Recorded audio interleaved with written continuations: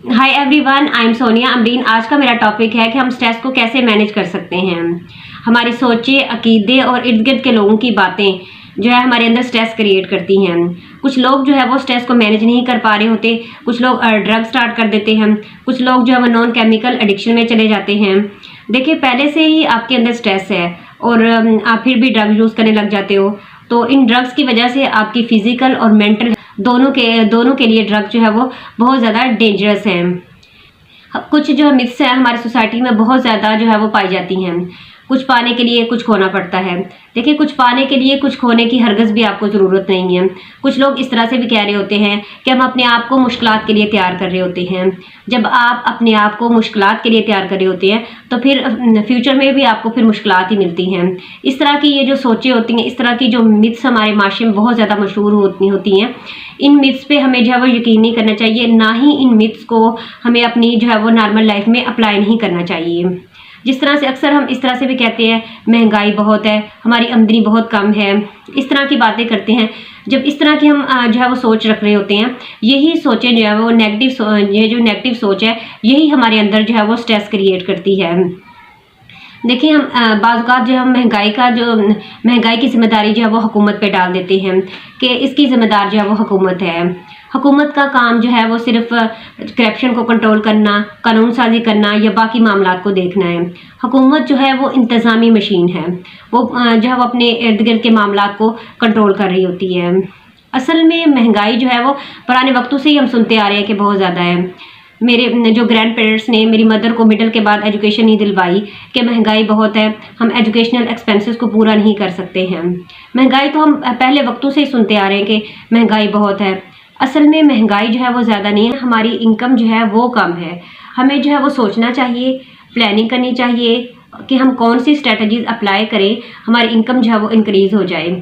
असल में इनकम जो है वो जो हमारी इनकम जो है वो कम है, तो हमें सोचना पड़ेगा, प्लानिंग करनी पड़ेगी, फिर जो है वो हम जो है वो फैसला कर पाएंगे कि हम कौन सी स्ट्रेटजीज अप्लाई करें जिनसे हमारी इनकम जो है वो इंक्रीज़ हो जाए, ताकि हम जो है वो अपने बाकी एक्सपेंसेस को पूरा कर सकें, हम अपनी जो है वो लाइफ बेहतर तरीके से गुजार सकें। हम अगले बंदे को हमने बात करनी होती है, जबकि पहले हमें देख लेना चाहिए कि आया कि वो हमारी बात मानेगा या नहीं।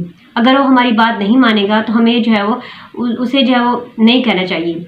अगर हम उसे बात कर देंगे, वो हमारी बात नहीं मानेगा, तो इससे भी हमें स्ट्रेस पैदा होगा कि इसने हमारी बात नहीं मानी। जैसे कि मदर्स बच्चे को अक्सर कह देती हैं, बेटा सर्दी है, स्वेटर पहन लो। आपको पता भी है कि बच्चा आपकी बात नहीं मानेगा, वो बात नहीं मानता तो आप कहते जाओ जो मर्ज़ी करो। इस तरह से जब आप करेंगे, एक तो आपके अंदर स्ट्रेस आएगा, दूसरा ये है कि आपकी रिट कमज़ोर हो जाएगी। जब भी आप किसी बंदे से बात करें, पहले देख लें कि वो बात मानेगा या नहीं। अगर वो बात नहीं मानेगा तो आप उसे ना कहें, ताकि आपके अंदर स्ट्रेस ना पैदा हो।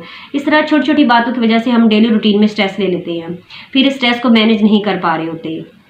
ये बात आप अपने माइंड में रख लें कि हमेशा हालात और लोग जो है वो आपके काबू में नहीं होंगे। कभी आपकी बात मानी जाएगी, कभी आपकी बात जो है वो नहीं मानी जाएगी, क्योंकि ये लाइफ है। इसमें हमेशा जो है वो लोगों ने अपने वजूद से जीना है। कभी हमारी बात वो मानेंगे, कभी जो है हमारी बात नहीं मानेंगे। समटाइम जो है वो कुछ लोग इस तरह से भी कह रहे होते हैं हमें नमाज में आयत भूल गई है, वो गिल्टी फील कर रहे होते हैं कि हमें गुनाह होगा। देखिए, जब इस तरह से हमारे माइंड में ख्याल आए नमाज के बारे में या किसी हस्ती के बारे में, तो उसे लेट गो कर दें, अपने आप को उस ख्याल में ना फंसाएं। ये अकीदे बहुत ताकतवर होते हैं, अपनी हिफाजत जो है खुद कर लेते हैं। जब हम जानबूझ के ऐसा नहीं कर रहे, हमारे बस में ये चीज़ नहीं है, तो फिर गुनाह का तो सवाल ही पैदा नहीं हो सकता। इस तरह से नमाज़ पढ़ें कि आवाज़ जो है आपके कानों तक आए, इतनी ऊंची आवाज़ से पढ़ें। इस तरह से भी आपका फोकस जो है वो नमाज पे रहेगा। या नमाज़ पढ़ते हुए आप साथ साथ तर्जुमा जो है वो साथ साथ पढ़ें, इससे भी आपको आयत नहीं भूलेगी। देखिए, अगर रियलिटी में वाकई ही आपसे कोई गुनाह हो गया है, कोई गलती हो गई है, तो आपको अगर आप गिल्टी फील करते हो उस पर, फिर आप माफ़ी तलाफ़ी करते हो, उस बंदे के लिए आप अज़ाफ़ी भी कर देते हो फिर, ताकि वो खुश हो जाए, वो सबसे ज़्यादा बेहतर है। स्ट्रेस से बचने के लिए मैं आपको डीप ब्रीथिंग एक्सरसाइज बताती हूँ। इसमें आपने नाक के ज़रिए जो है वो सांस लेना है, कुछ देर से रोकना है, फिर आहिस्ता आहिस्ता मुँह के ज़रिए आपने उस सांस को बाहर निकालना है। जब आपने सांस जो है वो बाहर निकालना है, तो उस वक्त आपने अपने ब्रेन को ये मैसेज, अपने माइंड को उस वक्त ये मैसेज आपने देना है कि मेरी टेंशन, परेशानी, गुस्सा, नफ़रत जो है वो बाहर निकल गई है। अब मैं रिलैक्स फील कर रहा हूँ। मैं आपको इमेजिनेशन एक्सरसाइज बताती हूँ। आप जो है वो रिलैक्स जो है वो जगह पे बैठे। आप इमेजिन करें आप बीच पर हैं या किसी जो है बहुत खूबसूरत जो है वो गार्डन में है, परिंदे जो है चहचहा रहे हैं, खूबसूरत जो फ्लावर है उनकी खुशबू से पूरा बाग जो है वो महक रहा है। आप बहुत रिलैक्स फील कर रहे हैं, आपकी सारी टेंशन परेशानी जो है वो आहिस्ता आहिस्ता जो है वो आपके माइंड से बाहर निकल रही है, और आप एक ताज़ा हवा, एक खूबसूरत खुशबू, बहुत जो है वो खुशगवार से एहसास जो है वो आपके अंदर जो है वो इंटर हो रहे हैं। आप बहुत रिलैक्स फील कर रहे हो। इस तरह की डीप ब्रीथिंग एक्सरसाइज और इमेजिनेशन एक्सरसाइज जो है वो डेली बेसिस पे आप करें।